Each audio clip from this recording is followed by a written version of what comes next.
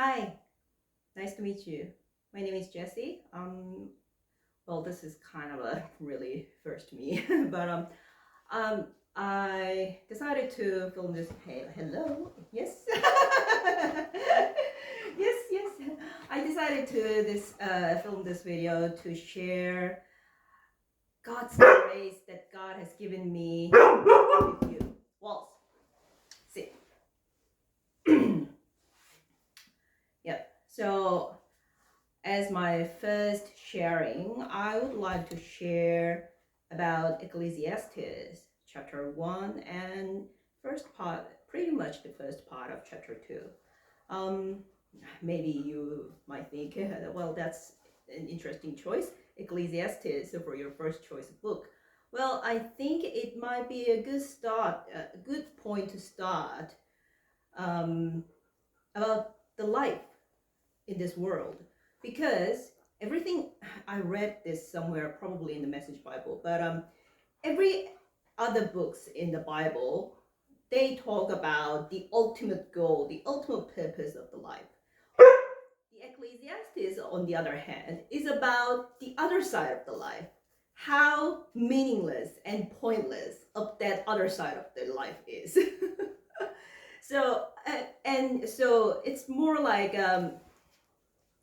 so it's like Ecclesiastes points out the problem first, and then the rest of the Bible is giving us the answer.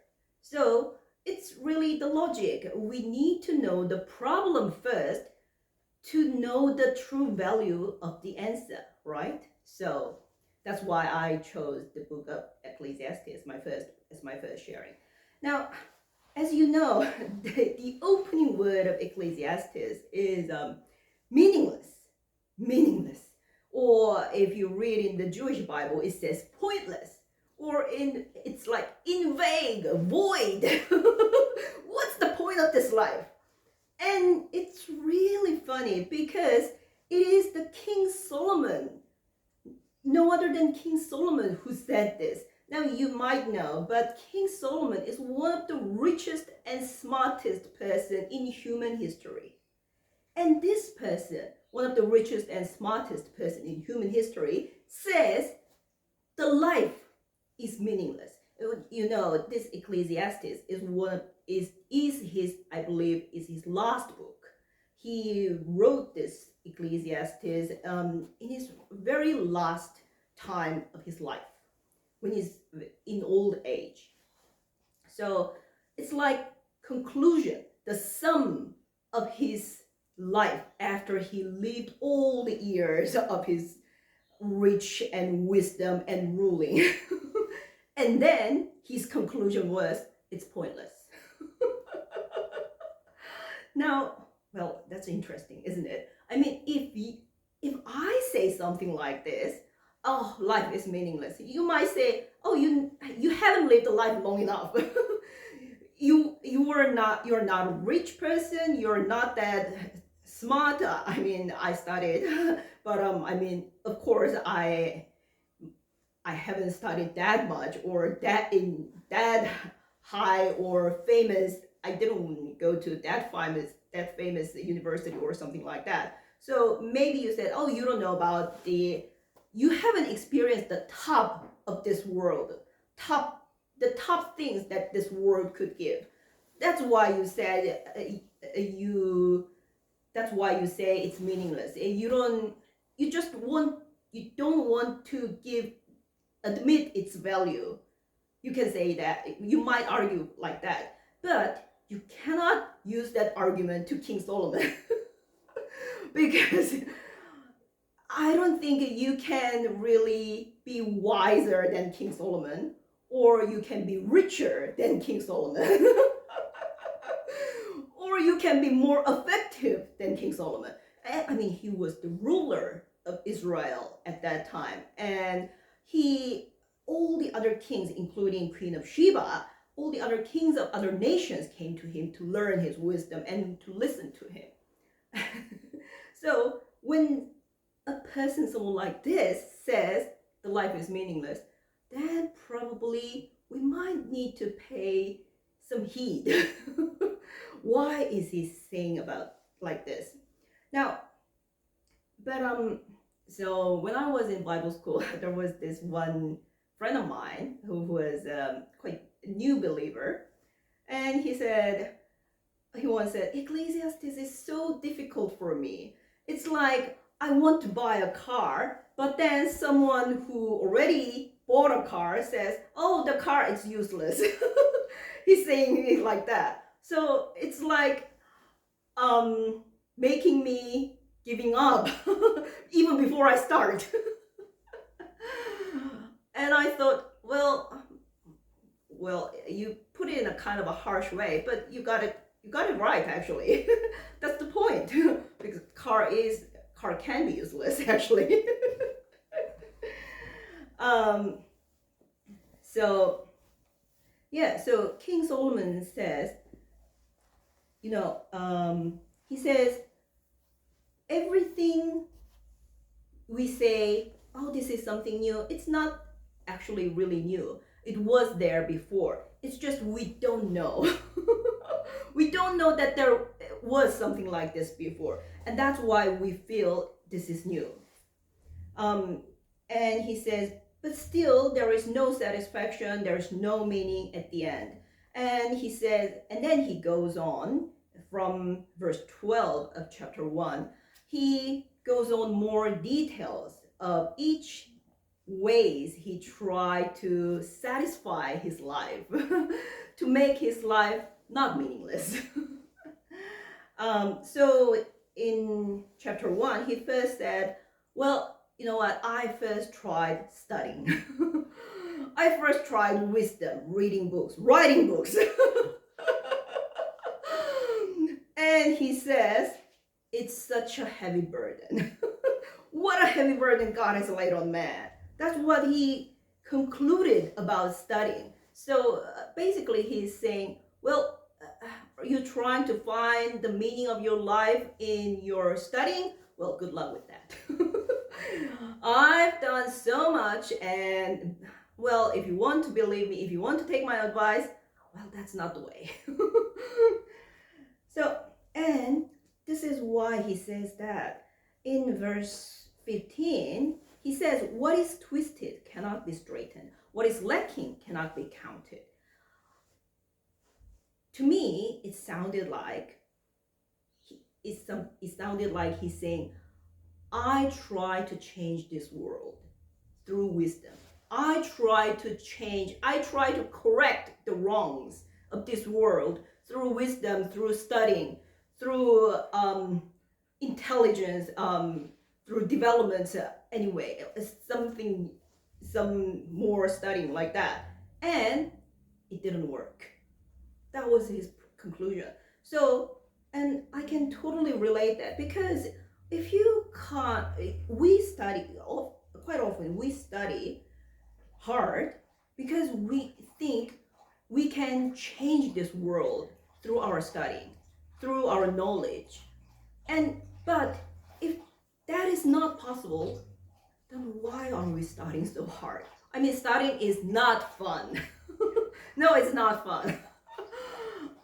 But we do that because, well, maybe to some people, studying is fun. So if you like that, without the result of it, then yes, go ahead. But if you are studying to change this world through your knowledge, King Solomon says, no, that doesn't work. It'll make you only worry about the world even more. It'll only make you despair more about this world. That's what he says in verse 18. For with much wisdom comes much sorrow. The more knowledge, the more grief. We know more, we grieve more.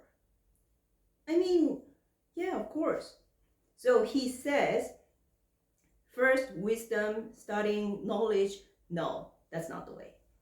Now, second, he says, okay, so knowledge, studying hard, that wasn't the way. I found that.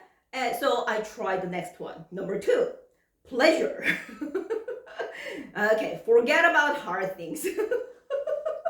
Let's enjoy. Enjoy your life. Have your life. Isn't that motto of many people? Yeah. So he said, that's what I did for the next part of my life. He said it here. I thought to myself, I talked to myself, come now, I will test you with pleasure to find out what is good. I will, he says here, I ban nothing to myself. Whatever my heart desired, I took everything because he could. I mean, that is not really an option for me. For example, I would like to have my own library, but first of all, I don't have money. I don't have enough book. I don't have enough land to store all the books. So that's really not possible, literally not possible for me. But King Solomon, he could, so he did something like that. So he granted himself all kinds of pleasure that he could think of. And then, after all those pleasures, he says, nope, this is not either. This is not the answer either. Because, I mean, maybe you'll know as well, but after we enjoy, after we go to, for example, club or having a great dinner or something like that. Yes, that moment was great, but what's the left? what is left after that? I mean, one moment it's good. Well, the next moment, the problem of our lives are still there. So it doesn't solve anything really. It just makes us happy just for a moment. So it doesn't solve our problem. It doesn't solve the world's problem. Nothing. So King Solomon's conclusion about the pleasure was something like that. It's like a drug. It's like a drink. You drink, you feel happy, you feel confident for a moment, but nothing's changed. You only hurt yourself. Probably that was his conclusion about the pleasure. So he says, no, that's not the way either.